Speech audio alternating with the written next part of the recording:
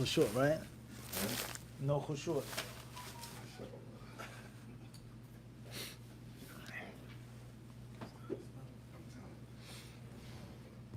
طيب بسم الله الرحمن الرحيم الحمد لله رب العالمين الصلاة والسلام على رسول الله وعلى آله وصحبه أجمعين أما بعد السلام عليكم ورحمة الله تعالى وبركاته.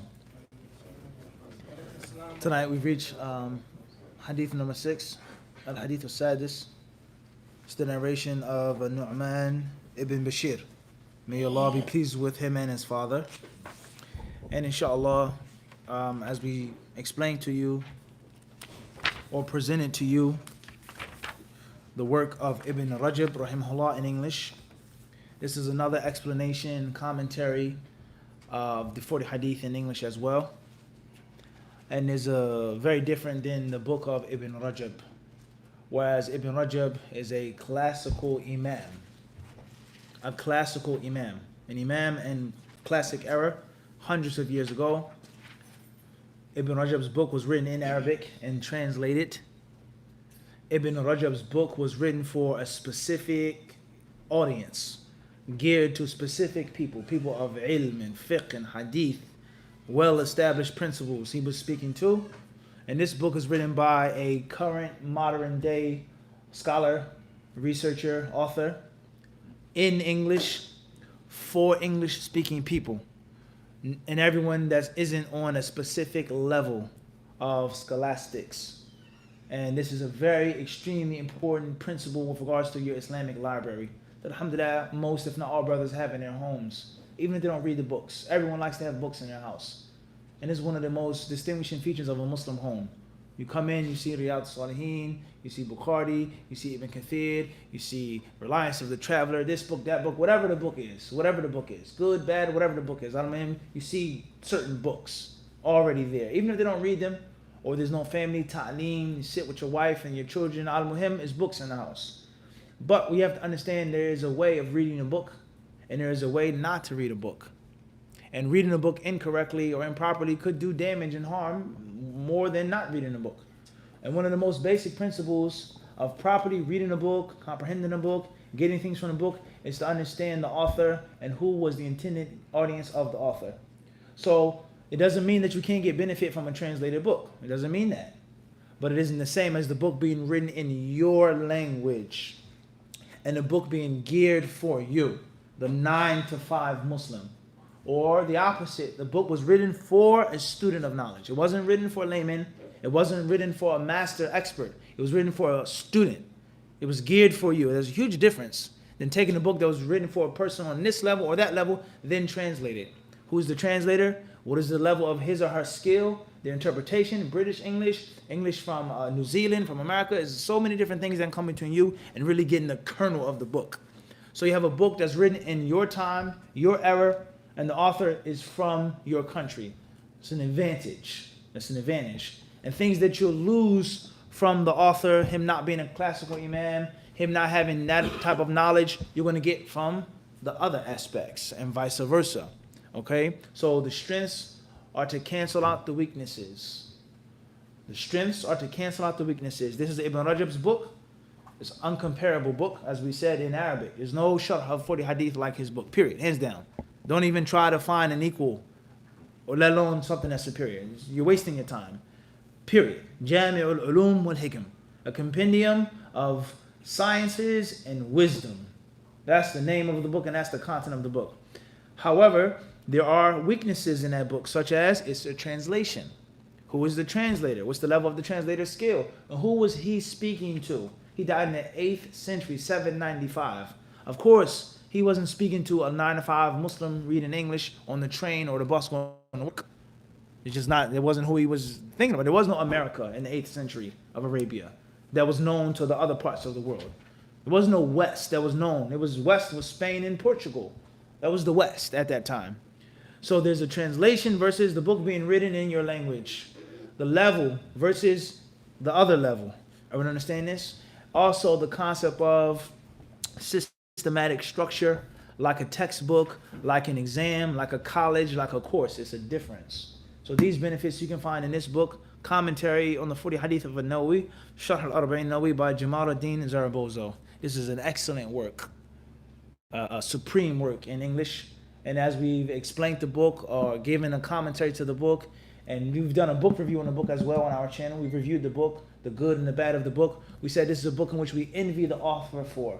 And what we mean by envy is the permissible envy, al-ghibta, in which you ask Allah to allow you to do similar to what this person has done. Not actual nasty jealousy and envy, in which the work that was put into the book and the benefit in the English language, نَغْتَبِتُهُ عَلَيْهِ.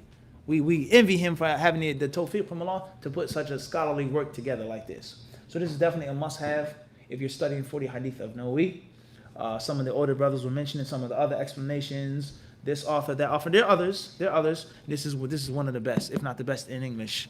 It's something definitely to keep and to get in your library and to keep studying and to keep reading. Okay, mashallah. For those who are watching online, alhamdulillah, as I said, we reviewed the book on the channel maybe 2 or 3 years ago, so it's not new to the disciples. Khairan, inshallah. It's just 2. This edition, yeah, my edition is older. Yeah. I think they've made 3, but this one is this is just 2. Yeah, the one that I have. Tayyib. See, this is everything, only in 2 volumes. Later on, they reprinted it into 3 volumes. Khairan, inshallah. All right, so let's get started with tonight's lesson.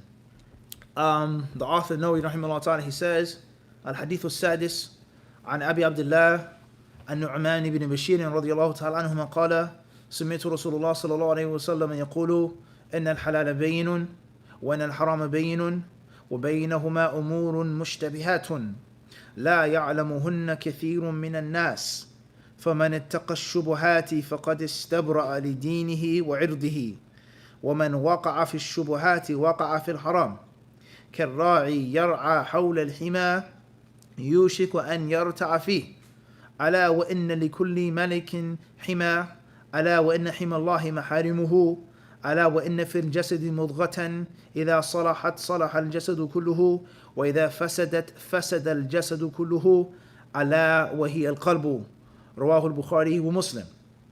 عن أبي عبد الله النعمان بن بشير رضي الله عنهما قال سمعت رسول الله صلى الله عليه وسلم يقول إن الحلال بين وإن الحرام بين وبينهما أمور مشتبهات لا يعلمهن كثير من الناس فمن اتقى الشبهات فقد استبرأ لدينه وعرضه ومن وقع في الشبهات وقع في الحرام كالراعي يرعى حول الحمى يوشك أن يرتع فيه ألا وإن لكل ملك حمى ألا وإن حمى الله محارمه ألا وإن في الجسد مضغة إذا صلحت صلح الجسد كله وإذا فسدت فسد الجسد كله ألا وهي القلب رواه البخاري ومسلم. The 6th hadith is reported by Abu Abdullah Nu'man ibn Bashir. He's a companion and his father is a companion. Radiyallahu anhuma. He said, I heard the Messenger of Allah sallallahu alaihi wasallam saying, indeed, that which is lawful is plain, and indeed, that which is unlawful is plain. But between the two are doubtful areas, doubtful things, which many people are unaware. Many people are ignorant and unaware. So whoever takes the safe, whoever takes the way of precaution, the safe way, and avoids those doubtful matters, can never be attacked with regards to his religious practice and with regards to his honor and his reputation. He who takes the safe way, the way of precaution, he who avoids doubtful matters, will never be attacked, cannot be attacked, or shouldn't be attacked with regards to his deen and his honor. And those who choose to go to the doubtful things and perform the doubtful things will eventually or can eventually fall into the haram. Period or comma. Such as a shepherd who has animals and he allows his animals to recklessly and irresponsibly graze near off limits, the off limit pasture, the feeding grounds, the grass that is gated, that's walled, that you're not allowed to trespass and walk upon and tread upon and allow your animals to graze upon. Yushiku an yarta'a fihi. The Prophet ﷺ says it's nothing but a matter of time. We would say in English, a hop, skip, and a jump before a sheep or goat is over the gate.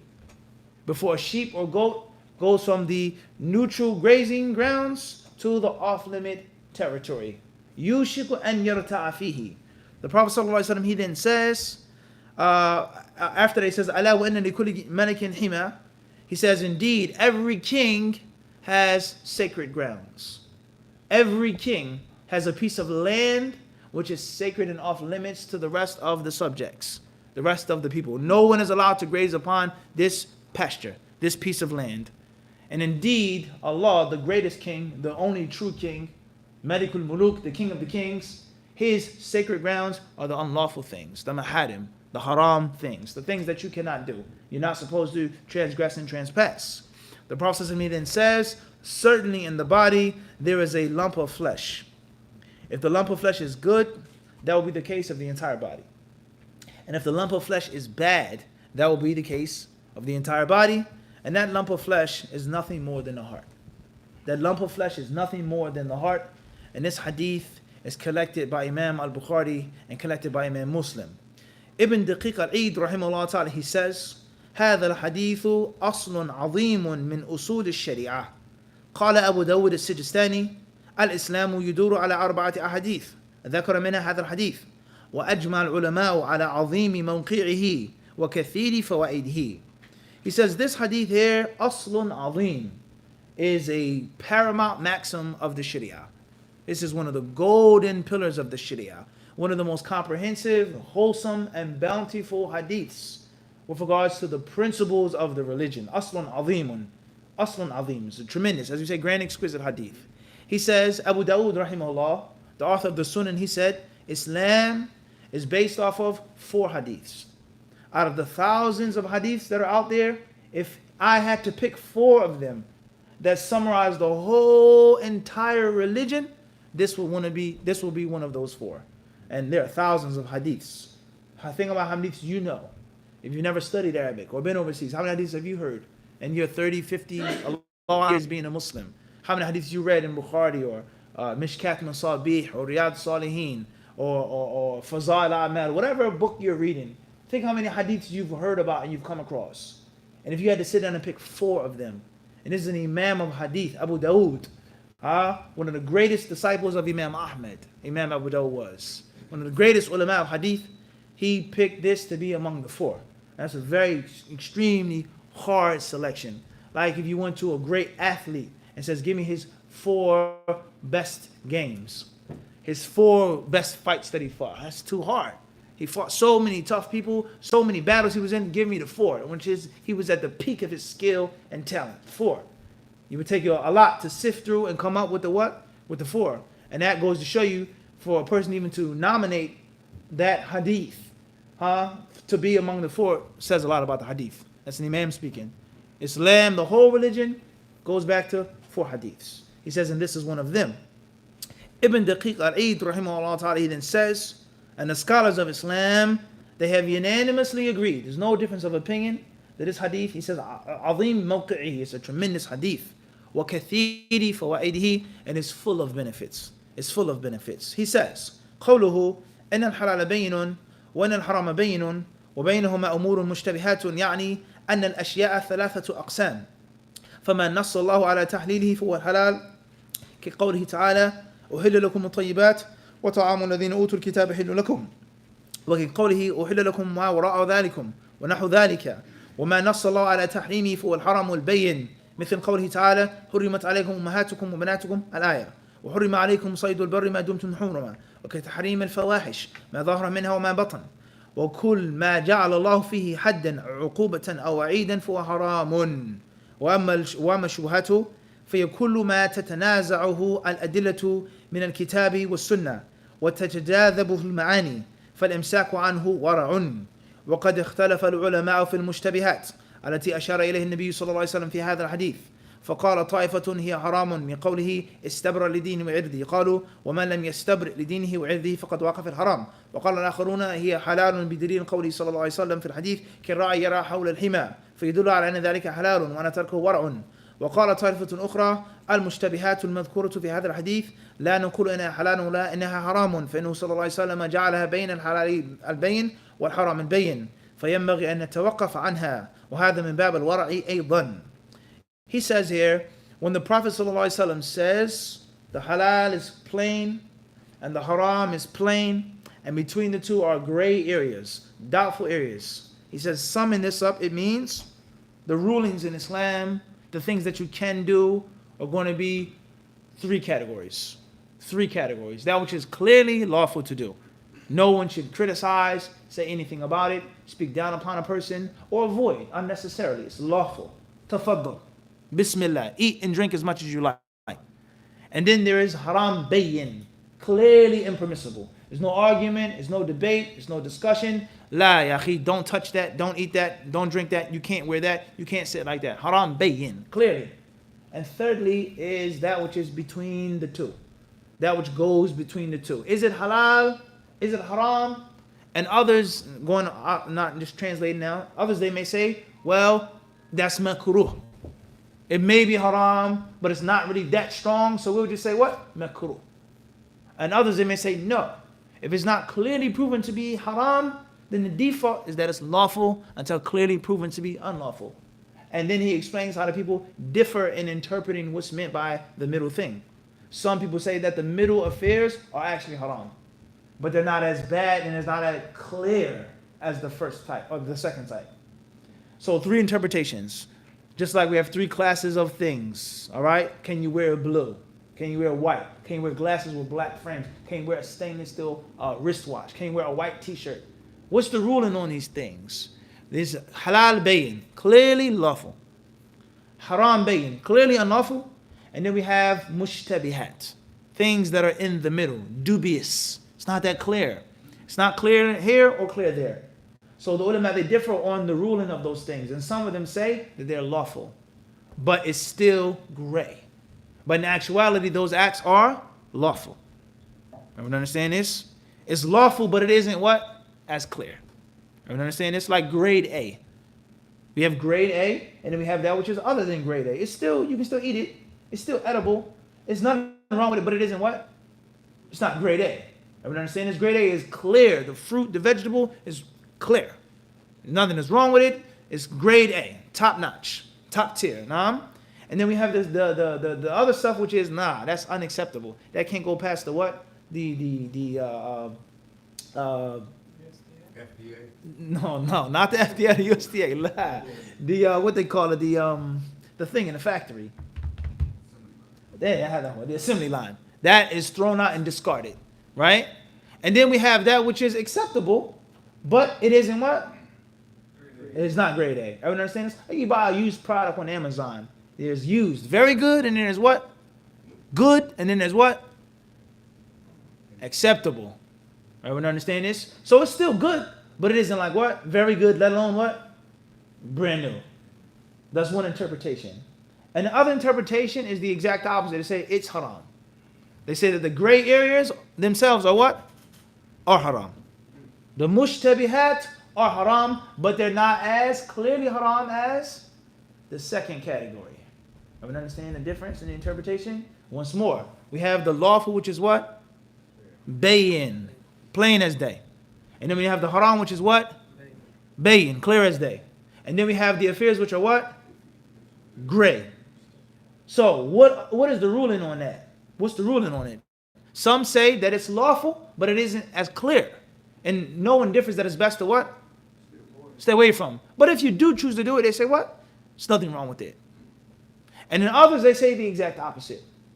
That the things which aren't clearly haram in Islam are haram, but it isn't as clear. And then there are those who say there's no ruling that's in between. It orbits, it goes back and forth. And obviously, all three categories say the best thing to do is to do what? Stay away from it. You can't lose by what? Avoiding it. When in doubt, do without. It's a universal principle. When in doubt, do without. Just stay away from it. But it's not always that easy. It's not always that simple. And that's because there are many lawful things, business transactions, which may be a benefit for you, which may help you out. But it isn't that what? That clear. And before we move forward, some scholars, they say that these things are relative and subjective. So to you, it's haram bayin, but not to me. You say it's haram to wear a black thobe. And I say it's not haram to wear a black thobe. And that's because I differ over the hadith being authentic. I differ over this being authentic. So it's not clearly haram. So one could say that the haram bayyin, clear lawful, ma ajma alayhi ahlul ilm, is that which the people of knowledge agree upon. All madhabs say this is what? Unlawful. There's no scholar who said other than this. Some may say this, that it's subjective on what's clear and what's what? Unclear. So if you studied 20 years in Damascus, and I've only studied 1 year in Aleppo, what's clear to you isn't what? Clear to me. Your level of intelligence, your reading, your scholastics is not like mine. So it's a difference here. So it's always going to be what? Subjective, unless it is that which is unanimously agreed upon, it's unlawful. There's no difference with regards to that. Everyone understand this? As Allah says, فَإِن تَنَازَعْتُمْ فِي شَيْءٍ فَرُدُّوهِ إِلَى اللَّهِ وَالرَّسُولِ.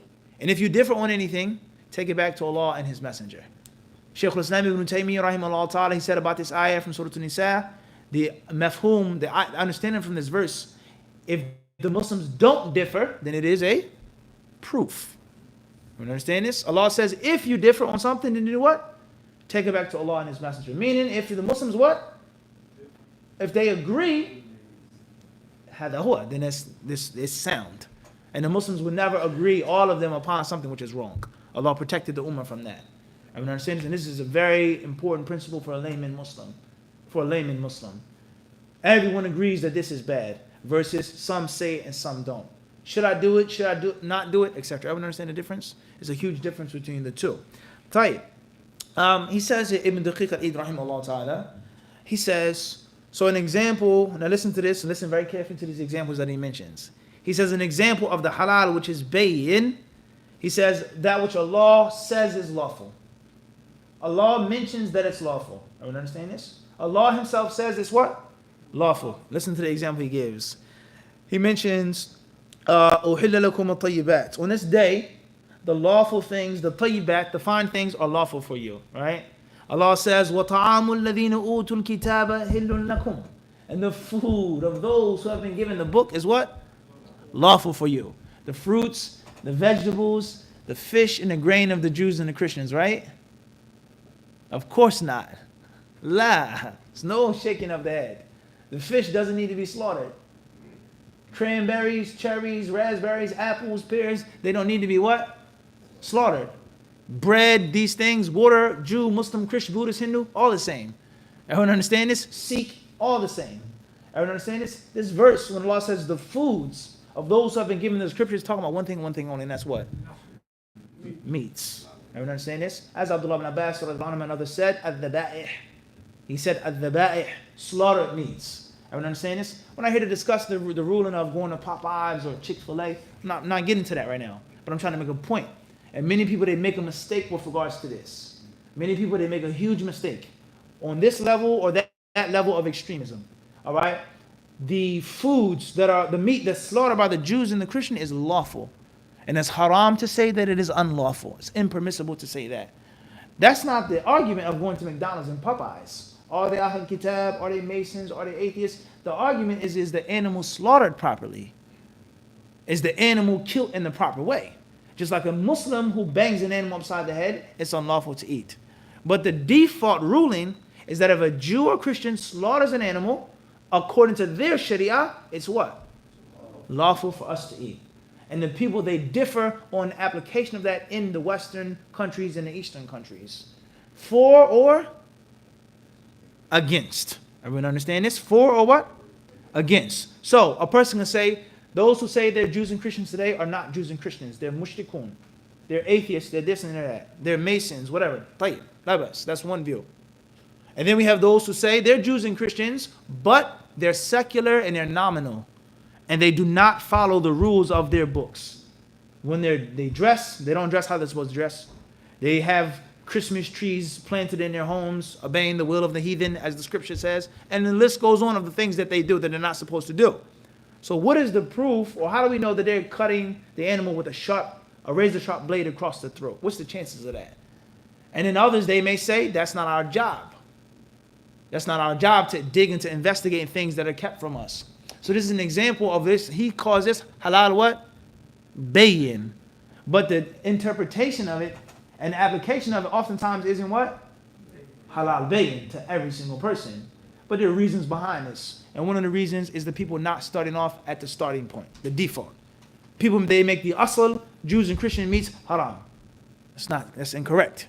Everyone understand this? And the same applies to marrying a Jewish woman or a Christian woman. Everyone understand this? And the same rulings that apply to a Muslim woman with regards to her washing up, ghusl, apply to the Christian woman. إِنَّمَا الْمُشْرِكُونَ نَجَسٌ. The mushriks are filthy, meaning their aqeedah is filthy. And there's certain practices of fitrah and hygiene that are filthy. But it doesn't mean that their physical skin is nasty and dirty. And if you sleep with a Jewish woman and she sweats on you, that you have to wash your body off. So the concept of al-fiqh fi din, you have to have understanding of the religion. Before you speak, you have to have the proper comprehension of the text. Everyone understand this? That's one example. Another example of the halal bayin, when Allah says in Surah An-Nisa, after He spoke about the unlawful, the women that you're not allowed to marry. You cannot marry your mother. You can't marry this woman. You can't marry that woman. Allah says, وَأُحِلَّ لَكُمْ, and lawful for you, anything that wasn't mentioned. Anything that wasn't what?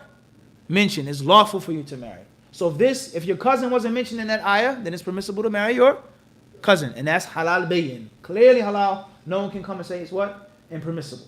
Obviously the sunnah of the Prophet ﷺ has given further explanation of these things, such as marrying a woman and her aunt at the same time.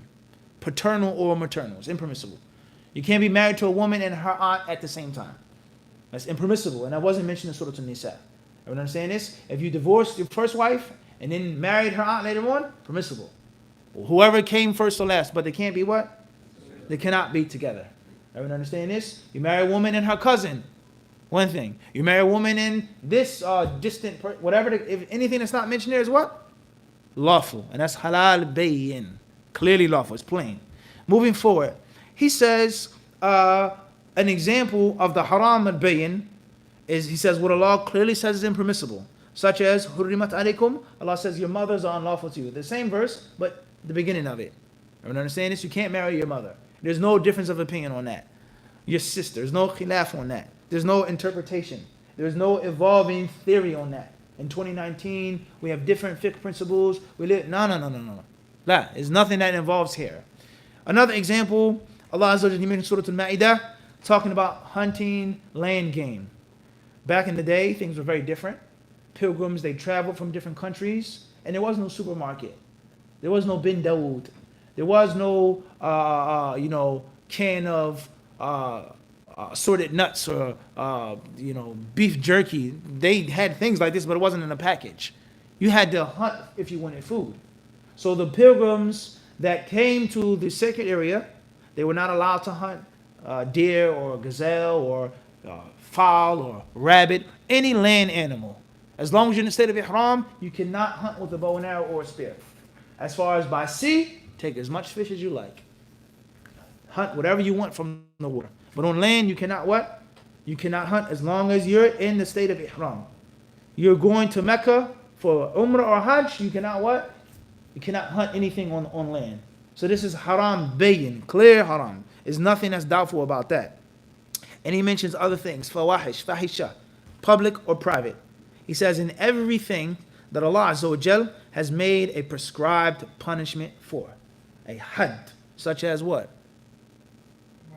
Murder, or fornication and adultery, or stealing, or slander. You're a zin, you're a fornicator.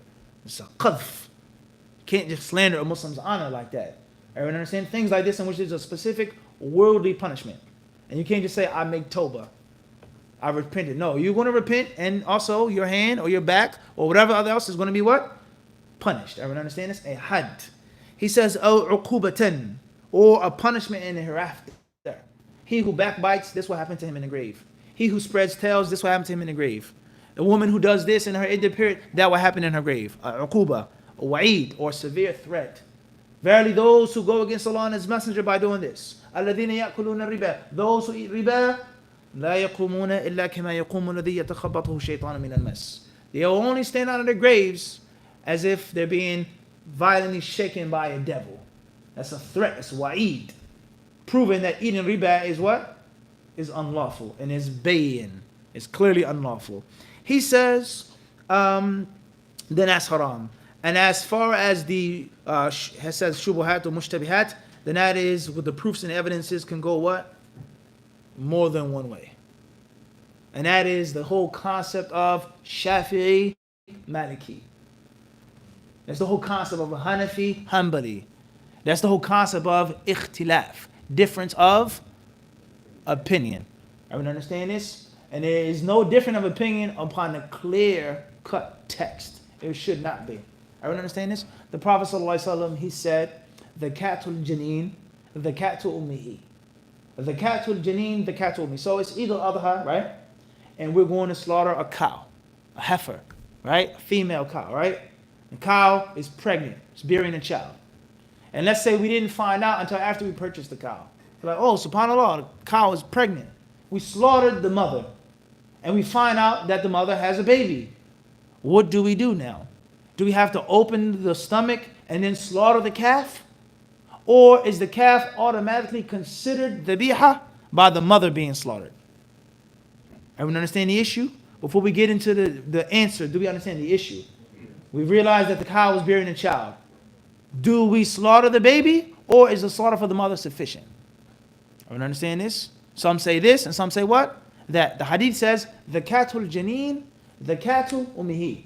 The zakah, just like zakat, but with a dhal, the zakah of the janeen, of the fetus, of the baby, is the zakah of its ummihi, its mother. And that's what a dhamma vowel sound. And if you say the katul janeen, the kati ummihi, with the kasra, it changes the ruling. Yani, takunu the katul janeen, ka kati ummihi. Kaf at-tashbih. Meaning that you have to slaughter the baby calf like you slaughter the mother.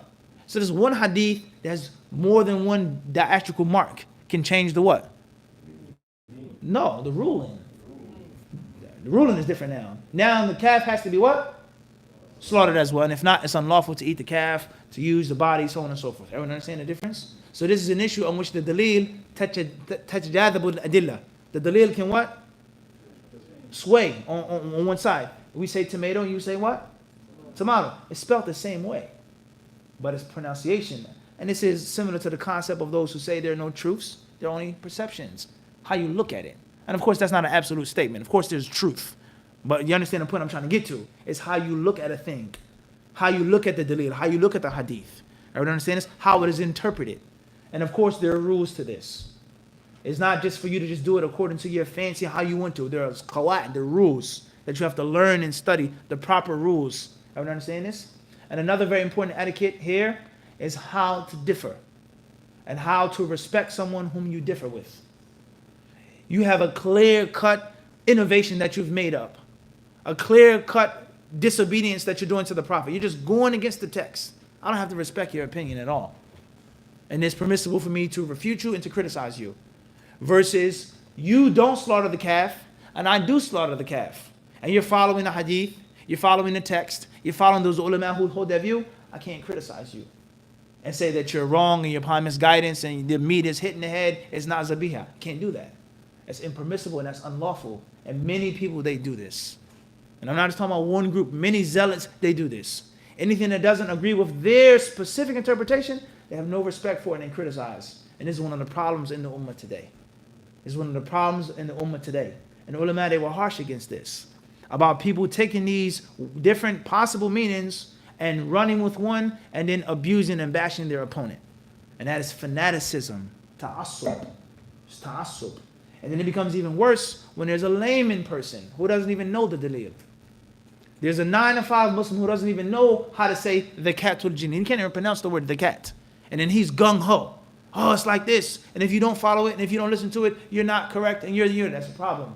And it keeps snowballing and snowballing and snowballing and snowballing. And then we have 10 masjids within 5-mile radius or more or less. And this masjid doesn't speak to this one. These are 2 scholars, 2 students, 2 people who've studied and learned, and they have no respect and no regard for each other. And it just keeps getting worse and worse and worse and worse. So there's an etiquette of differing. There's an etiquette of differing. Abdullah bin Mas'ud radiallahu anhu was one of the most knowledgeable of the companions. One of the greatest companions. He would challenge people. If there's a verse in the Quran that was sent down, he says, I know when it was sent down, why it was sent down, for whom it was sent down upon. Ibn Mas'ud was alim jaleel. He knew the Quran, he knew the Hadith, he knew the fiqh. He was alim, great scholar. And when he was making Hajj, and he was at Mina, and Uthman radiallahu anhu was the leader of the Muslims, Uthman, he didn't make 2 rak'ah. He made 4 rak'at. He didn't shorten his prayer. And when he got back to his tent, and he sat with his disciples, ashabuhu, he was upset and he was mad. He was vexed. He was vexed. Okay, he was very upset at this. And they said, well, how can you pray behind him? And why didn't you say anything to him? You know, how did you just go with the flow? And he says, Inna al-khilafa sharrun kulluhu. He says, khilaf is evil. It's evil. And the last thing that Uthman ibn Affan radiallahu anhu needs right now is a companion differing with him and fighting with him in front of everyone. That's because there were Bedouins there. There were ignorant people there. So maybe some munafiqs among them. People that were criticizing Uthman, and the situation will what? Be out of control. So the point is that Ibn Mas'ud never agreed with Uthman. He did not agree with him making 4 rak'at. The Prophet ﷺ always made what? 2. Abu Bakr made 2. Umar made 2. And Uthman, at a time, he made 4. And Ibn Mas'ud thought that was wrong. He thought that it was wrong. And some of the ulama of Islam, they say that it is obligatory for a traveler to shorten his prayer. You don't have the option. Some of the ulama, they hold this view. And they say that Ibn Mas'ud didn't say anything or go against it because it would be a means of disrespecting the Khalifa. And it would be a means of causing greater problems. The point that I'm trying to get to is one point and one point only. And that is, when we differ, there has to be an etiquette. There has to be respect. There has to be humility. And it has to be who you're differing with and what you're differing over. Everyone understand this? The proof that it's an issue of khilaf is that we're different. Because if you studied and I studied, if you're learning and I'm learning, and the proof is so clear, how are we even differing over it? It's unbefitting of a learned person to just go against the clear truth, the clear text. So that's the dalil that the text isn't what? So clear. And it is more than a way of interpreting that text. So the point is, blind following, plain ignorance, compound ignorance, fanaticism, bigotry, all of these things culminate into the division of the ummah and the separation of the ummah and the splitting of the ummah, and of course the ummah becoming weaker and weaker and weaker, and the non-Muslims doing what they want to the ummah because the ummah are separated and they're divided. So it's something that has to be taken heed to. Moving forward, he says leaving off these things which are doubtful are definitely going to be best. You can't lose by leaving off the things which are what? Which are doubtful. But of course, there are levels of doubt. And just because there's difference of opinion doesn't mean that you have to leave it alone. It doesn't necessarily mean that. Moving forward, he says here, طيب.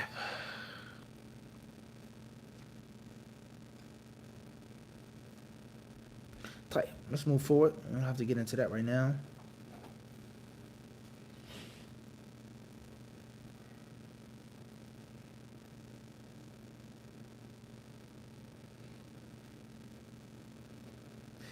Speaks about many, many important issues here with regards to the zahir, that which is apparent, versus that which is internal. We don't have to get into all of that right now, inshallah. If you want more of that, you can go to the explanation that we've done.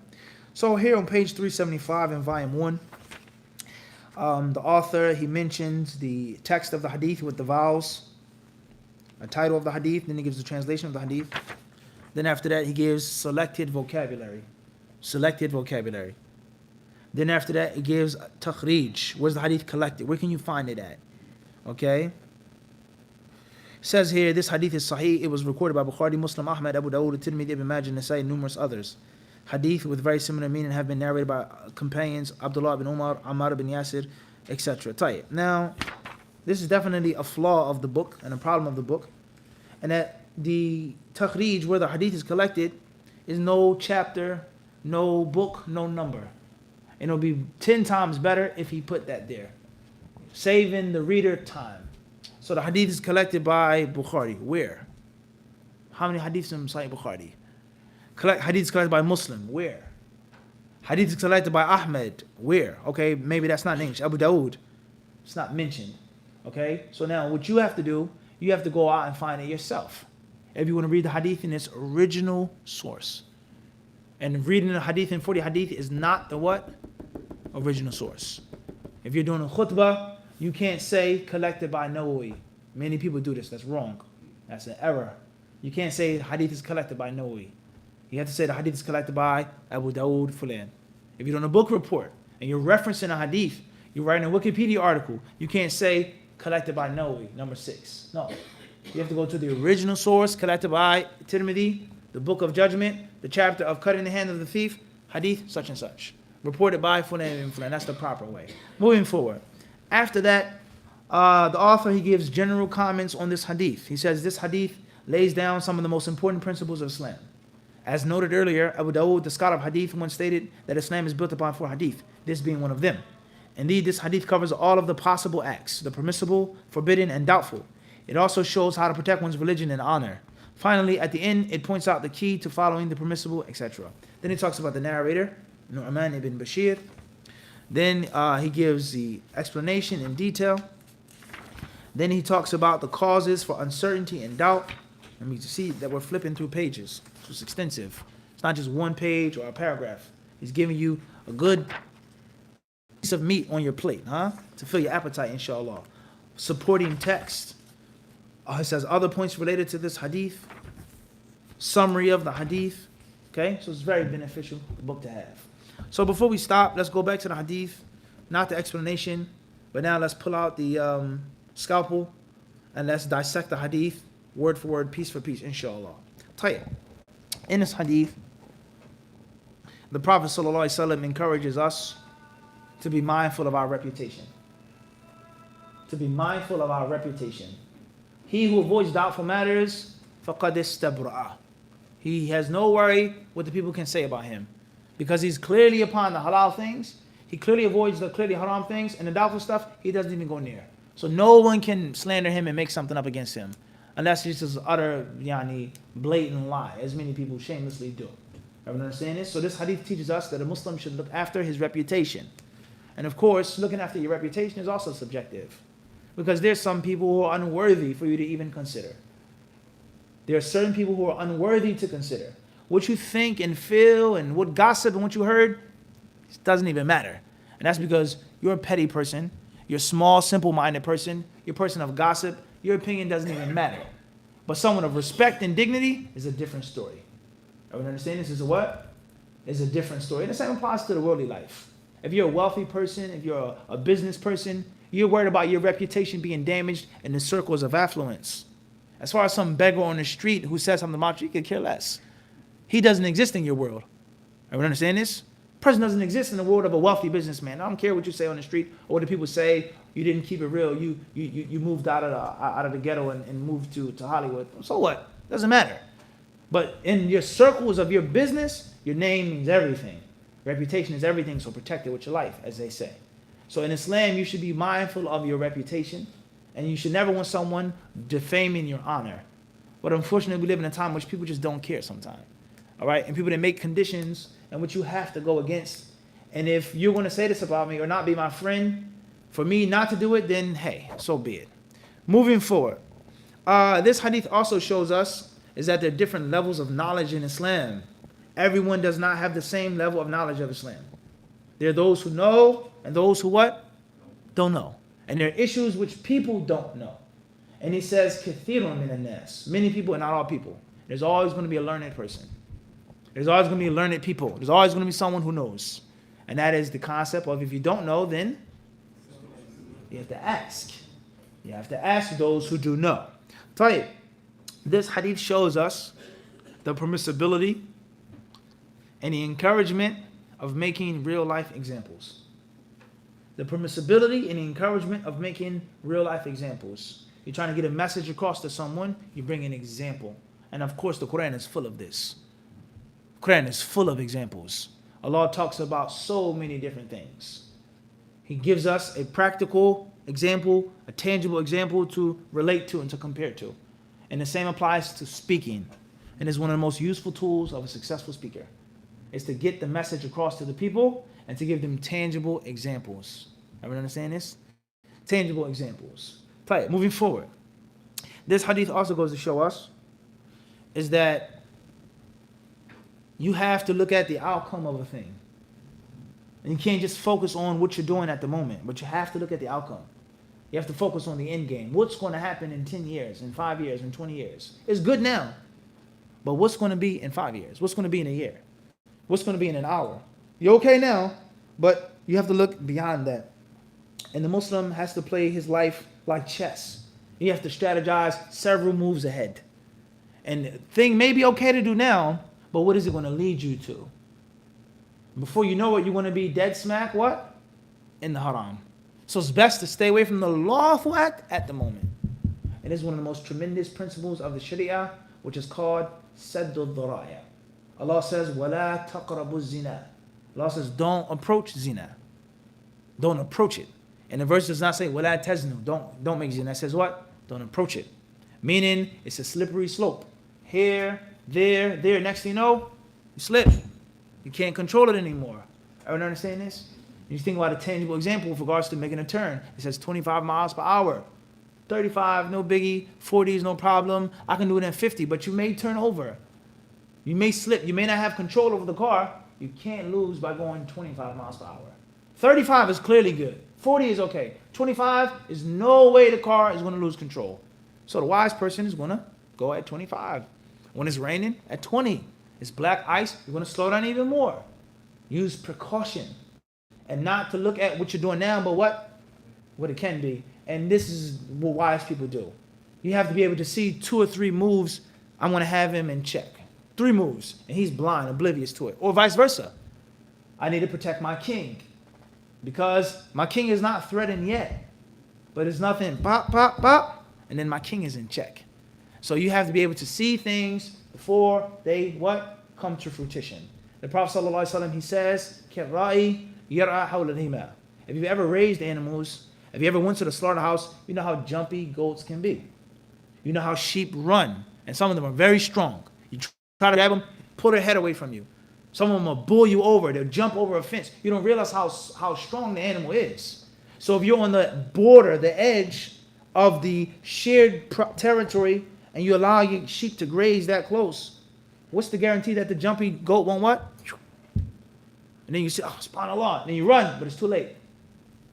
You now violated. You've trespassed. You've broken your agreement. Now you're going to get locked up. You're going to go to jail. You may lose your life. Only Allah knows what's on the other side of the fence. The king may have his haram over there. You came close to my women folk. You must die. It's reality. And you were foolish for letting your animals what? Get that close. So you have to be able to see the moves before they take place. It's extremely important lesson of life. Moving forward, this hadith shows us that Allah Azza wa Jalla does not want bad for his servants. And he does not love corruption for his servants. He wants his servants to obey him and to love him and to respect his rules. He doesn't want to punish them. And that's why he has warned them. This hadith also goes to show us the importance of the heart. Rather, everything is based off of one's heart. The heart is the foundation of everything. If you have a good heart, it will show on your limbs. You have a bad heart, it will show upon your limbs. And this goes to show us the concept of al-iman. Iman is in the heart, and it's also upon the limbs. It's upon the limbs as well. So the concept of, he says, mudghatan, a lump of flesh. And this is also usloob, balaghi. This is eloquence here. The Prophet is speaking. He didn't say that the heart is most important. The heart is king. He says, ala wa inna fil jasadi mudgha. In the heart or in the body is a lump of flesh. When you hear that, it grabs your attention what? More. It grabs your attention more. So the Prophet is telling us the importance of the heart. And a smart Muslim is the Muslim who focuses all the time on his or her heart before anybody else. Let me check my iman. Let me make sure I'm doing the right thing. Let me make sure I'm keeping my yaqeen intact and I'm allowing it to flourish. Okay? So you have to be mindful of your heart. And there are many things which can destroy, corrupt, strangle, blacken, poke holes in your heart. Sins, heedlessness, all types of problems that come upon one's heart. And obviously the greatest of those, waliyadu billah, is doubts about Islam. Doubts about Islam. And doubting Islam and rejecting what you used to accept and accepting what you used to reject. May Allah protect us from that. And many of the pious predecessors, they would say, Inna dhunub baridul kufr. They would say, sins are the doorway to disbelief. Sins are the doorway to kufr. You keep disobeying Allah, you keep going against Allah's laws and His rules, it can lead to doubt and uncertainty, and gift of Iman can be taken from you. May Allah protect us from that. So the Prophet ﷺ, he says that the heart is king. That's the king, and the king moves the soldiers. The body, the limbs are nothing more than the soldiers of the king. He moves them as he wills. The heart, it does what? Manipulates and moves them like a puppet master. The hand moves the things. The puppets don't move the hand. The heart is the most important aspect to focus on. Everyone understand this? Tayyib. Some of the ulama of Islam, they say that the word qalb, qaf, lam, ba, is called qalb because لأنه يتقلب وينقلب. The word heart is very similar, almost exact to the word qalaba, inqalaba, which means to flip, for something to be inverted, to something to toss and to turn. And they said the reason why it's called qalb because the heart is always what? Tossing and turning. You wake up one day feeling away, you go to sleep feeling away. You're depressed, you're sad, you're angry, you're vexed, you're happy, you're this, you're that, you're down, you're up. The heart is always what? Fluctuating. It's always fluctuating. So obviously you have to have something to do what? Stabilize it. And you have to check it. You have to what? You have to check it. Like the shocks on your car, right? You drive for such a long time, you have to do what? You got to check it. And if not, you're going to feel the impact. Those shocks will wear down from the bumping and the driving and the potholes of the car. Maintenance. You have to maintain your heart. And that is through salah, that's through Quran, that's through dhikr, that's through tawbah, that's through jum'ah, and everything else. Beneficial knowledge, and the list goes on, and not allowing your heart to become stagnated. Not allowing your heart to become stagnated. And Allah subhanahu wa ta'ala surely knows best. Khairan inshaAllah. Tayyib.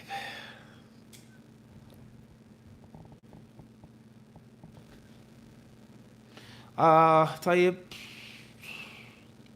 Now, the question is, how does a person fall into the unlawful things by doing the doubtful things? How is that? How do we fall into haram by doing doubtful things?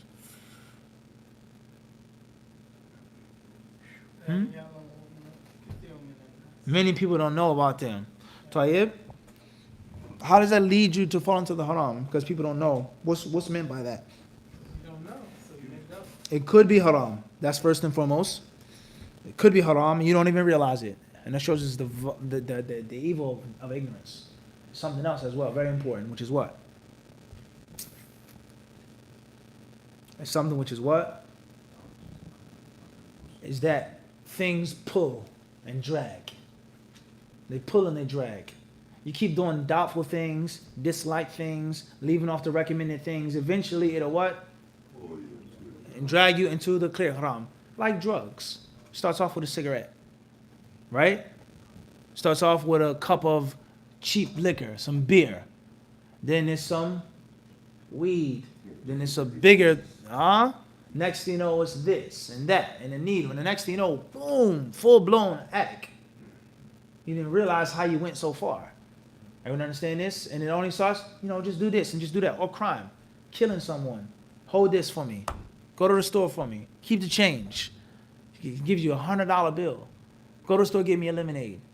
You understand this? What this means? Imagine you being 10 years old, 9 years old. Someone sending you to the Chinese store with $100 bill. You say, bring me back a homemade iced tea. And then you say what? You say what? Keep the change. Of course, that young man is going to he's going to come back the next day. And then he gains his trust. And then it's another thing. Hold this for me. Keep a lookout for me. Do this. And the next thing you know, you got to kill someone. Next thing you know, you got to beat this person up or rob this person or do this. And next thing you know, you can't stop. So the evil, it graduates. It graduates. And big things have small beginnings. And Shaitan, he never told Adam to disobey Allah. He never said, go against the one who made me and made you. He whispered to him. He interpreted. He gave him this. He gave him that. And the next thing you know, he ate from the tree. So this hadith teaches us is that when you do disliked acts or doubtful acts, recklessly, carelessly, over and over and over and over and over and over again, in most cases, it's going to lead you to actually fall into the what? Haram.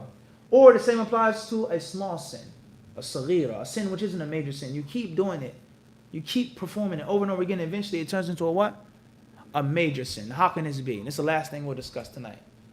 In Islam, we have major sins and we have minor sins.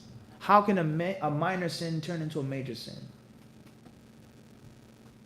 There's two ways that it can turn into a major sin. The first way it can turn into a major sin is that they say a person looks down upon the sin. Yastahinu biha. He scorns it. It's no big deal. It's just a small sin. Allah knows what's in my heart. It's 2019. You can't judge me. All of the statements that we say over and over again. They scorn the sin and they keep looking down upon it. In the hadith of the Prophet ﷺ about the people who do sins that they look down upon, كَقَوْمٍ نَزَلُوا بِوَادٍ. It's like a people who come to a valley and they wish to make a fire, a campfire, to keep warm or to bake bread or to roast some meat. But there isn't enough wood collectively or individually. So this one's فَجَاءَ ذَا بِعُودٍ وَجَاءَ ذَا بِعُودٍ وَجَاءَ ذَا بِعُودٍ. One person brings a stick, a second brings a stick, a third brings a stick, and the next thing you know, they're having a fire by the small tiny things leading and adding up. Another way is they say the narration of Abdullah ibn Abbas, the hadith mawquf that says لا كبيرة مع استغفار ولا صغيرة مع الإصرار. لا كبيرة مع الاستغفار ولا صغيرة مع الإصرار. They say there's no major sin with tawbah and there's no minor sin with being obstinate and stubborn. Meaning if you make a major sin and you make tawbah, the sin doesn't exist. Khalas. You've wiped it away. No matter what the major sin is, if you made a sincere tawbah, khalas. And if you make a small sin, but you have israr, you keep doing it over and over and over and over and over and over again, it becomes a what? It becomes a major sin. And that's because you're not looking at the sin, but you're not looking at the one whom you disobey over and over and over again. So it's dangerous. And that's what this hadith is teaching us. Is to use precaution. It's to look at the outcome of things and to know that there are rulings in Islam. And the only way of knowing those rulings is to learn. Allah subhanahu wa ta'ala surely knows best. Sallallahu sallam wa barak ala abdihi wa rasulihi nabina wa imamina Muhammad.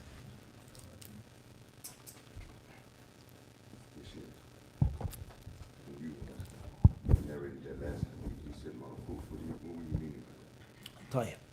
Question says, the last hadith that you mentioned, you said mawquf. What did you mean by that? A mawquf hadith is a hadith, is a narration that a companion says from himself. And he doesn't attribute it to the Prophet. He doesn't attribute it to the Prophet. Ibn Abbas makes a statement, Ibn Mas'ud makes a statement, and he gives a piece of wisdom or a ruling or whatever. And he doesn't say, Qala Rasulullah sallallahu alaihi wasallam. That's first and foremost. Secondly, is why it's so important. It's important in comparison to we have different versions of the hadith. Different versions of the hadith. In which one version says that the messenger said that. And another version says that it was only Ibn Abbas who said it. And of course there's a huge difference between the two. So one narrator says it's marfu', the Prophet said it. And then another says, no, it's innama huwa mawqufun. Ibn Abbas said it, and he never what? Attributed it to the what? To the Prophet sallallahu alaihi wasallam. Let me make an example of this. You can say, let's say, mathalan, your father tells you something, right?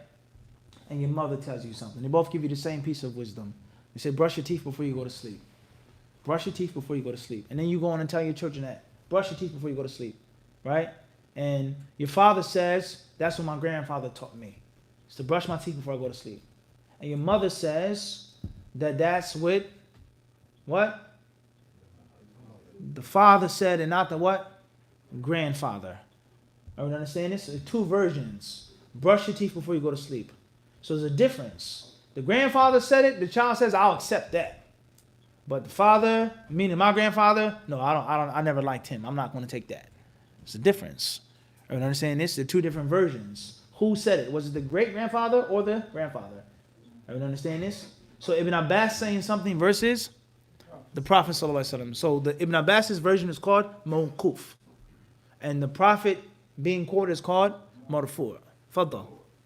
How is that different from an athar? Different from an athar, there are similarities and there are lack of similarities. The similarities are, some of the ulama say that mawquf could be used for a statement of a companion or a statement of a tabi'i.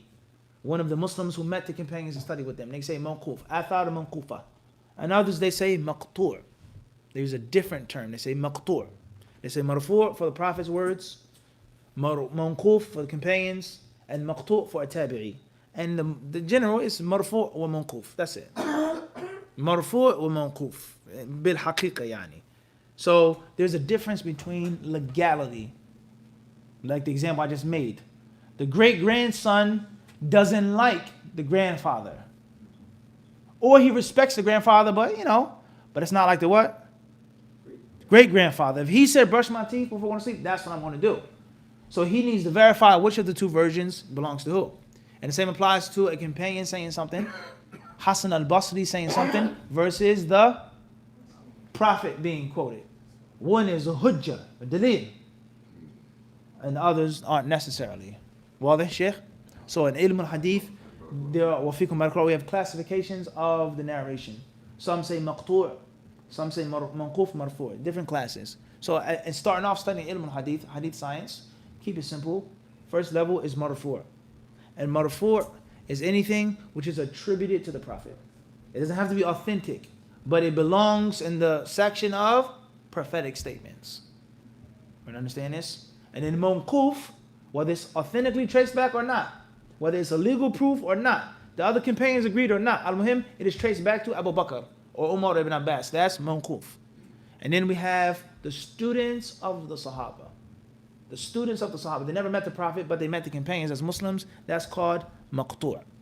And it's very important for any person who's a student of knowledge, any person who's a studious layman, or even a layman, to understand the basics of ilm al-hadith. The basics. Every Muslim should have a general grasp, the rudimentary things of hadith science. Because that's the steak and the potatoes of your religion. That's the meat and the bread of your deen, is the sunnah. There's no deen without the sunnah. There's no understanding of the Quran without the sunnah. You can't have a correct understanding of the Quran, not even a correct understanding of the Quran without hadith. Everyone understand this? And Allah knows best. Any other questions from the brothers or sisters here? Tafadhal, Sheikh. For those ladies, you might have spoken on it already. The different wajib. Okay. Command. Okay. As a layman having this argument over and over. Brother always would say, or the people that you're discussing would say, and I would say it too, and you said it, what could be wajib for me might not be wajib for you. Mm-hmm. And it came back to the beard. Okay. And it seemed like brothers that don't have that, they get a little testy. Mm-hmm. That's when I used that. I said, what's wajib for me is not wajib for you. Mm-hmm. You can't grow no hair, it's not wajib. Mm-hmm. So, Mm-hmm. that was just a quick little thing. Tayyib. With regards to wajib, something being mandatory and a command and so on and so forth, what could be wajib for me may not be wajib for you, so on and so forth. An example of that is the beard. Someone can grow a beard versus someone who can't grow a beard, etc. Jazakallah khairan, Shaykh. Thank you for always participating, alhamdulillah, and giving us a benefit. At the end of the day, many brothers, they may get upset or they become insecure that they can't grow a beard. And that's, alhamdulillah, of course, you want a beard. The Prophet had a large beard. The Sahaba had large beards. None of them shaved or trimmed their beards. They had full beards. Most of them dyed their beards. La bas. You want to be righteous. You want to implement the sunnah, alhamdulillah. But at the same time, you have to be pleased with what Allah gives you. You have to be pleased with what Allah gives you. And no matter what type of olive oil you rub on your face, or pills you eat, or potatoes you eat, in most cases it's genetic. Okay? And the concept of the beard, as we all know as Muslims, is consensus. No difference of opinion. Abu Hanifa, Malik, Shafi'i, Ahmed, all of them unanimously agreed it's haram to shave the beard. The beard cannot be shaved and one must let it grow. And one must trim the mustache. So if a person can't grow his beard, and his beard is scruffy or it's patchy or here or there, you have to leave it like that. And you're not allowed to shave it up and trim it up and make it look neat. No, you're supposed to leave it organic, naturally. A'ful-liha, the hadith says. Let the beards hang. You hang a curtain. The curtain falls by gravity. You don't determine what gravity does to the curtain. The hadith says, arkhul-liha. And the word irkha in the Arabic language is like a drape or a curtain. You don't hang a curtain and say, hey, gravity, lift it off the ground a little bit. You have to do that yourself. Correct? You determine the force of gravity. But if you let it go, gravity does what? Pulls it down. And that's how the beard should be let to. It should not be touched. And you should trim the mustache.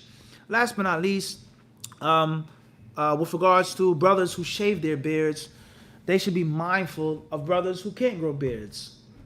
Because a brother may be aggravated by his hair, and the beard is a very long discussion in Islam, and is an extremely important topic in Islam. And it is not, once more, extremists, those who make everything the beard, and those who look at the beard as being something trivial and it's a footnote. No. Right in the middle. The beard is from Islam, and the beard is extremely important and dangerous.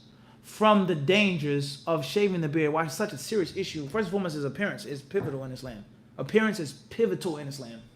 But forget that, is that when you shave your beard, you show the people that you are disobeying Allah subhanahu wa ta'ala. So if I ask you right now a question, how many of you know that last night I drank a bottle of champagne? How many of you know? Do you know how much champagne I drank last night? Do you know how many women I slept with that weren't my wives? Do you know how many people I killed, how many drugs I sold? Do you know? You don't know. Rather, I'm wearing a thobe and a kufi, and I'm sitting in front of you appearing to be righteous. But you don't know what I did last night. I could have killed 20 people. I could have slept with 50 women. You don't know. But if I was shaving my beard, what does that say? Everyone can see that. So it's an open, blatant, publicizing of disobedience. That's a huge problem as a Muslim. And you're doing it continuously. And you're looking at yourself as you do it. In most cases, you're shaving your face. It's not like, it's a very rare sin, if you think about it. A person can make zina crying. They're so weak. They could do drugs, literally crying, sticking a needle in their arms, because they're so weak, they're addicted to it. But shaving the beard, you actually look at yourself doing it. You see yourself disobeying the law, and you walk outside and you publicize to the world what I did last night or this morning. And there's no other sin that's like that. Just think about that now. All right? So the concept of the beard, Ibn Qayyim rahimahullah, of the 8th century, not a current day scholar from a country, Ibn Qayyim, he mentions the following problems with shaving the beard. Number 1, he says imitating women. Number 2 is imitating the kuffar and the mushrikeen. Number 3 is changing Allah's creation. Number 4, it is doing away with manliness and masculinity. And a Muslim is not to wish to be a boy after Allah has made him a what? A man. Now, moving forward, there's more he mentions. Moving forward, the concept of what I'm mentioning is that there may be brothers who may cry at night because they don't grow beards. And you shave it off. It's like people who have kids. You have a very fertile family. You have so many kids, and you complain about your kids. You holler at your kids, you beat your kids. Sit down, shut up, hurry up, walk down the street. And there's someone who walks by who's 30, 40 years old who's barren. They can't bear kids. It causes them pain and injury to see that this woman has 6 kids, this man has a whole tribe of children that he doesn't want to be involved with, and I can't even have one. So just think about that now. You're shaving the beard that Allah allowed you to grow. And some brothers, mashallah, very hairy, big beard, and they shave it. And this one brother, it may be his wish to what? To have a beard. There was one scholar who was on the verge of dying. He had cancer, and they asked him about chemotherapy. This was some years ago. And he says, well, what is this chemotherapy? This was many years ago. And they said, this is what happens. This is one of the ways of us fighting the cancer. But you'll lose all your hair. But it can help you out. Perhaps you can live longer, etc. He says, I'm afraid of dying and being resurrected and standing in front of Allah. And I shaved my face looking at the Prophet ﷺ. And he chose not to do the chemotherapy. And he asked himself the question, if the Prophet was sitting in front of us right now, the noble Prophet of Islam, ﷺ, and he had a full beard, would you be comfortable sitting in front of him with a shaven face? Would you feel comfortable in the same room? Of course you're not going to feel comfortable. So the beard in Islam is a very, very, very, very important aspect. And many people, they don't have a proper understanding of it. And Allah surely knows best. Brothers who want more knowledge on the issue of the wisdoms of the beard, the rulings, can you trim it, can. Please go back to the videos that we've done just on the beard. On HadithDisciple, we've done several lessons just on the ahkam of the lihya. Fadl Sheikh. This question is not for me, but there's a brother who's in the room, he's kind of shy, and he had a lot of questions for me about hadith. Okay. He didn't say he doesn't take hadith, but Okay. he felt like, Clear. Crystal really like I just follow Quran. Crystal clear. Crystal clear. Tayyip. Question with regards to someone who says or feels or indirectly states that they only take Quran. Hadiths are many, they're different books. I don't know what's authentic, etc., etc., etc. At the end of the day, person has to ask a question. Or I'll ask it, if I ask you a question. If I said to Sheikh Abdul Basit, Hasha, and of course not you, but just if I ask you a question. If I said, Sheikh, do you know everything about the Quran? Do you know all of the tafsir? Do you know all the verses that were sent down? Do you know the qira'at? Do you? Sheikh Abdul Basit, alhamdulillah, is a very knowledgeable person that I've learned from and still do. And I think all of us in the room would say what? Of course not. No one can make that claim. So how do you believe in the whole Quran and everything about it you don't know? Do you have full certainty in something that you yourself acknowledge that you're ignorant of? Yes or no? If he says, I don't have full certainty with the Quran, it's no further discussion. Agreed? And if he says, I have full certainty in the Quran, but there are many, many things about the Quran that I don't know about, khalas, the argument is over. Is it permissible? Is it rational? Is it scientific for you to deny and reject something just because you don't understand all of it? Yes or no? Of course not. And the same rule applies to what? Hadiths. You don't have to know everything. You don't have to understand everything. Oh, I'm not sure. You're not sure about everything in the Quran. But you're still believing it and following it. Why? There's a reason why. And the same applies to hadiths. And those people who have devoted their lives of studying, learning, classifying, categorizing hadiths, you go and you sit with them. And you allow them to remove every doubt that you have. Bukhari is this, hadiths weren't written down this. The answers are all there. But you can't just reject it and use precaution just because you haven't encompassed a thing. That's the way of the kuffar.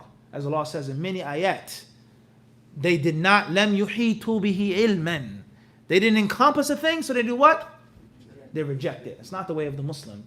So everyone is going to acknowledge as much of the Quran that I don't understand. As much of the Quran that I don't know. When was the Quran written? Who wrote it down? And the list goes on of questions about the Quran, ulum al-Quran. So just because you don't know everything about the Quran doesn't mean you can reject it. And the same applies to what? Hadiths.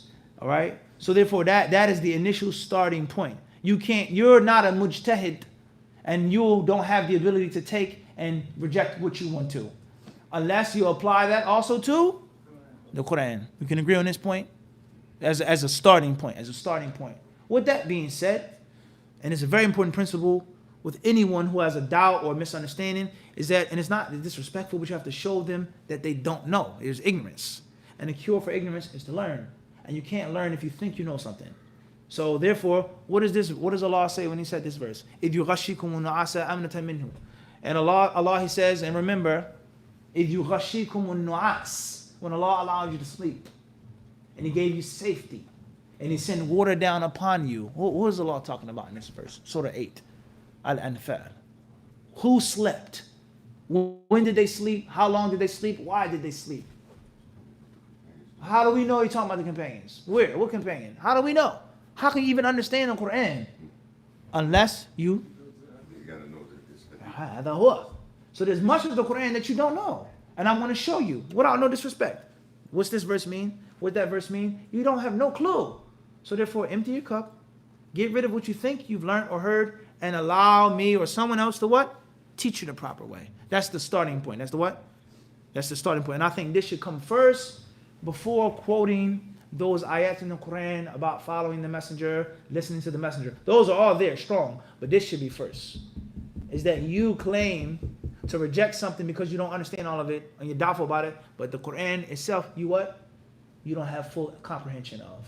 Everyone understand this? That's what I would say, what? Initially. Further, Sheikh. But even to pray, you have to know from the Sunnah. You can't just pray from the... Without a question. And there's so many other things. Quranic verses that you cannot understand. The Quranic stories. Allah talks about the Qibla being changed. Where was the Qibla initially? Where was it? Where did the Prophet pray towards? There's so many different verses in the Quran that you cannot understand from the beginning unless you understand the context and the background, which can only be found in the hadiths. That's the starting point. That's the what? That's the starting point. Okay? So at the end of the day, the last thing that I'll say, is that there is, you ask, our brother, whoever the brother is, and they're not trying to attack nobody, it's just answering the question I was asked. Is if you can, let's make a challenge. Let's make a bet. Let's gamble. If I prove you wrong, I'll follow your way. If I prove you wrong, you gotta follow my way. Deal or not? Let's put our money on the table. Let's gamble. Come on, let's go. Let's go. Bismillah. My challenge to you is find one verse in the Quran, just one, not two, not three, only one verse, in which Allah Azza wa Jal commands us to obey Allah and only Allah. Tfaddal. One verse in which Allah says, obey me, and that's it. Obey Allah, and that's it. Fear Allah, of course. Repent to Allah, of course. Call out to Allah, of course. Invoke Allah, of course. No doubt about that. Pray for Allah, give for Allah. Give me one verse in which obedience and following is only mentioned for Allah. But you will find the contrary. Verses that only mention obeying the messenger. What do you think that means? So if Muhammad's job was only to bring the Quran, why does Allah say, وَأَطِيعُ الرَّسُولِ, and obey the messenger? You're not making sense now, Akhi. And it's clearly proven that there's something, what? Wrong. And just take my hand and let me what? Gently walk you through, step by step, and show you how the hadiths were preserved. And the sciences and the types of hadiths. And the list goes on and on and on and on and on. That's the proper way. And Allah knows best. Sheikh Malik. Wa alaikum assalam wa rahmatullahi wa barakatuh. In the last part of the hadith, it states that says, truly in the body there is a morsel of flesh, which is whole in the body, and if it's disease, then the whole body is diseased. Okay? Now, I just want to ask you a question. We was doing some research, inshallah, on transplants. Okay. And I was online, and one of the sheikhs was talking about the actual function of the heart. Mm-hmm. And I was surprised at a lot of functions that the heart do, other than just the physical thing. Mm-hmm. You know what I mean? Mm-hmm. And Mm-hmm. so, if a person gets a heart transplant, right, from one person to another, right, like, Clear, crystal clear. Crystal clear. I got the question. 100%. 100%. With regards to a Muslim getting a heart transplant. If a Muslim gets a heart transplant, will he have the heart of a kafir? He has to wait for the blood type, for this, for that. His body is a problem. So he gets a heart, a suitable heart, but it's a Buddhist or an atheist, an atheist heart. All right? Can he take the atheist heart, and will he now have the heart of kufr and ilhad, etc.? Tight.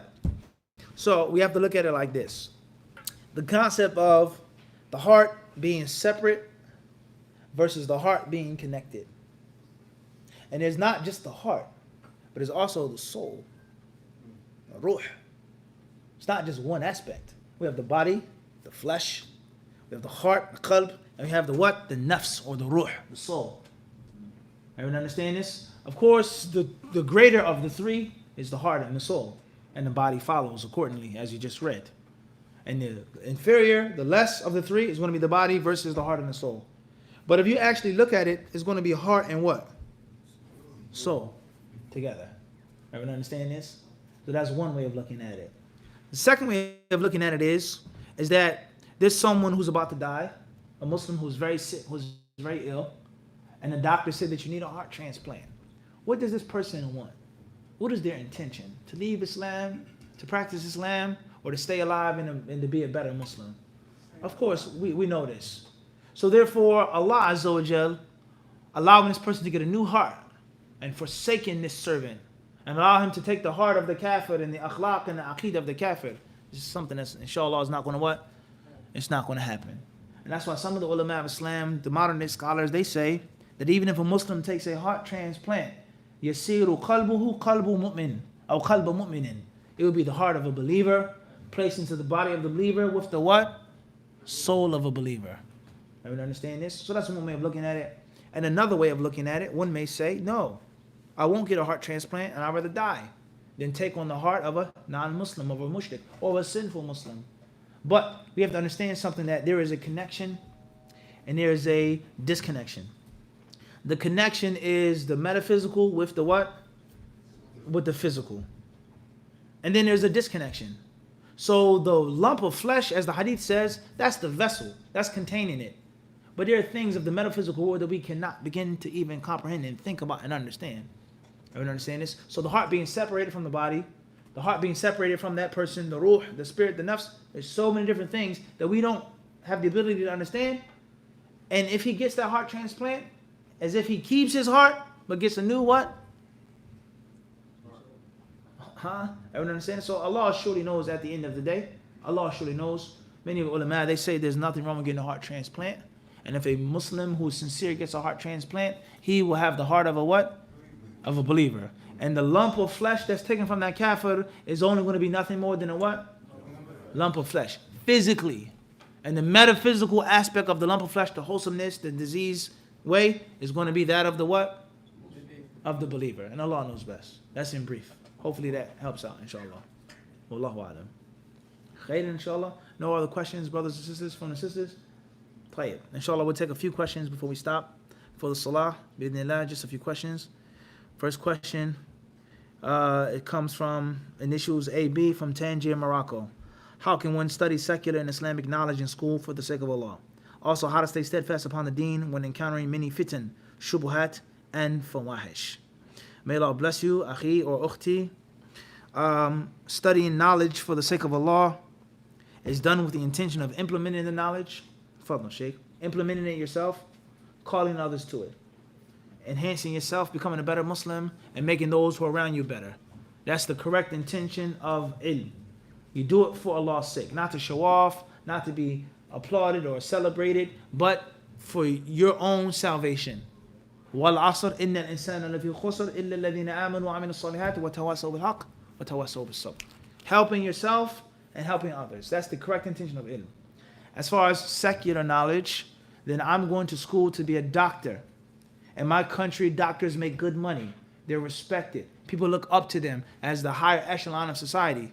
So I'm going to use that money to give sadaqah.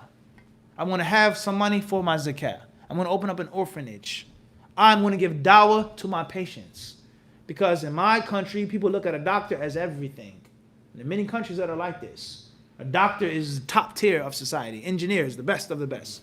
So they want to listen to me more before they listen to a sheikh sitting in the mosque. Unfortunately. This is the case with many, many, many Muslim countries. They'll take the advice from a doctor or a white-collar professional before a scholar in the masjid. So you use your job to make money to provide for yourself and your family, give sadaqah, give zakah, to give dawah, and perhaps you can help people by discussing these sciences, engineering. Look at this building. Look at this bridge we're about to make. Who taught us how to do this? So on and so forth. Use it for the spiritual aspect. That's what I was saying. Allah knows best. Next question. It says, we have a few salams from a few people. Wa alaikum assalam wa rahmatullahi wa barakatuh. Question is from Abdul Hakim, GD, Fort Worth, Texas. Assalamu alaikum. Considering marrying a second wife, what would you say in your own calculation what a comfortable income to manage it in America would be? Wa alaikum assalam wa rahmatullahi wa barakatuh.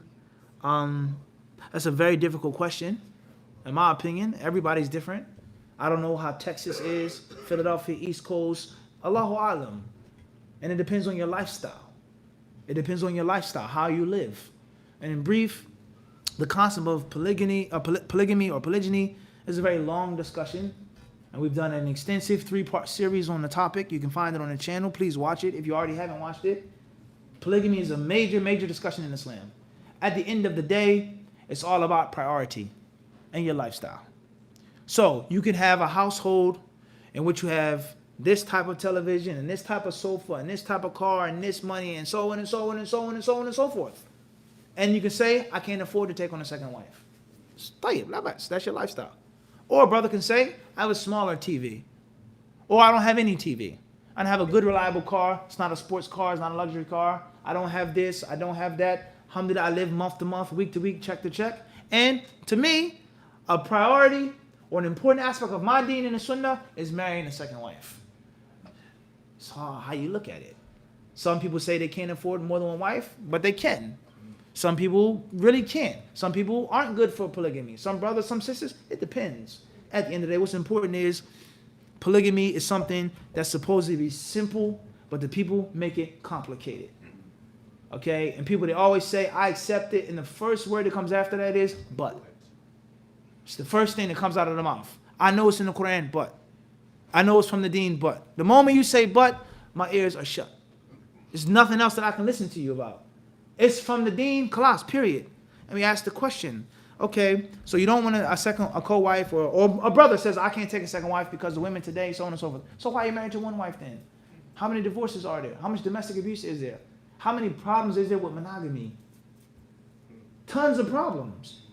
So the system is the same system. Either do it the right way, or you don't do it at all. Everything that you can bring against polygamy is an argument that's used against monogamy. He's not going to treat me right. How many brothers have one wife for 50 years and don't what? Treat him right. He's not going to give me enough time. How many women complain about their husbands not giving them what? Enough time. He works, he goes to sleep, he watches football, he goes with the brothers, he's in the masjid, he's reading a book. A woman will complain and complain and complain about time. Or he can't afford it. How many women complain about money? Complain about finances. You need to get a better job. Let me handle the finances. Every complaint that you make is going to be with something else. I'm jealous. I'm jealous. Okay, you go outside and your husband looks at a woman, or flirts with a woman flirts with him. You're going to be what? Jealous, and you're going to be insecure. Why are you wearing that thobe to the masjid? Don't put on that cologne. Don't wear that. Oh, that's too fancy. Only wear that in the house. So the problems, of course, they're going to be inflated sometimes, but the asl, the origin of the problems are pretty much the same. And if he's a good husband and he's doing the right thing with one, inshallah, he'll do the right thing with what? With two. Now, of course, there's a different story. You have two households. You have two women, two souls, two hearts. Of course, no one come and say it's different. I get the fact that it's different. But I'm trying to get to the core of the philosophy, is that the one who legislated monogamy is the one who legislated what? You can't split and separate, take what you want. It doesn't work like that. All right? So it all depends on priority. Whatever the reason why you need a second wife, why you want a second wife, you have to prioritize. So let's say you have to have a second wife for children, or your sexual desires cannot be pleased properly with the first, or whatever the reason is, you need to. You got to prioritize your lifestyle. Do you need this money? How many Muslims haven't made Hajj? And they have so many brand names in their closet. Pairs of shoes and boots and watches and cars and all types of video games and all types of money. And you ain't even made Hajj yet. That's a shame. You haven't made Umrah yet. And the brother says, oh, I can't afford a second wife. Yes, you can. You get rid of that. Oh, hack it there. But if that's not a priority to you, then what? But so I can't give it. At the end of the day, Imam Ahmed rahimahullah, he said, ينبغي للرجل, he says, and يتعفف ويتزوج. Okay, ما قال rahimahullah. He says a man should be chaste and a man should get married, meaning more than one. And he said, Ya Aba Abdullah, anna rizq. How can he provide? How can he provide? This in the 3rd century. He asked the man, the student, he says, do you provide for yourself? Do you feed yourself? Meaning, as a single person or as a monogamous man. You don't put the food in your own mouth with one wife. So what makes you think that you're going to put food in your mouth with a second wife? The rizq is from? Bottom line. Everyone understand this? And I'm not promoting brothers to recklessly take on second wives. I'm not saying that either. And have no plan and no money and no income. I'm not saying that either. There's a what? There's a balance. Bottom line. Wallahu alam. Last question we'll take tonight. It comes from, it says here, Assalamu alaikum, Abdul Hakim Jadid, Fort Worth, Texas. I work 12 hours as a continuation. I work 12 hours, I commute to work from Texas to Memphis and work half a month, then other half off. It's hard to take for a teacher to take me seriously when half of the month I'm in another state. Example, the Quran, due to my movements. Please advise me as my children are growing and I need them to learn the deen and teach them as well. Wa alaikum assalam wa rahmatullahi ta'ala wa barakatuh. At the end of the day, ya akhi, nothing is complicated and simple. If you can only study for 1 day out the week, study 1 day out the week. If you can only study for an hour out the day, study for an hour out the day. If you can only go to your teacher once a month, then do that. فَاتَّقُوا اللَّهَ مَسْتَطَعْتُمْ. Fear Allah the best way you know how. Speak with your teacher. Make an agreement with your teacher that these are the times in which I have the ability to study with you, and allow your teacher to give you homework, assignments, research, and give you enough to stay busy with until the next time you can come back. There's no need to overcomplicate things. Keep things simple, keep things easy. And Allah subhanahu wa ta'ala surely knows best. Walhamdulillahi rabbil alameen. Jazakumullah.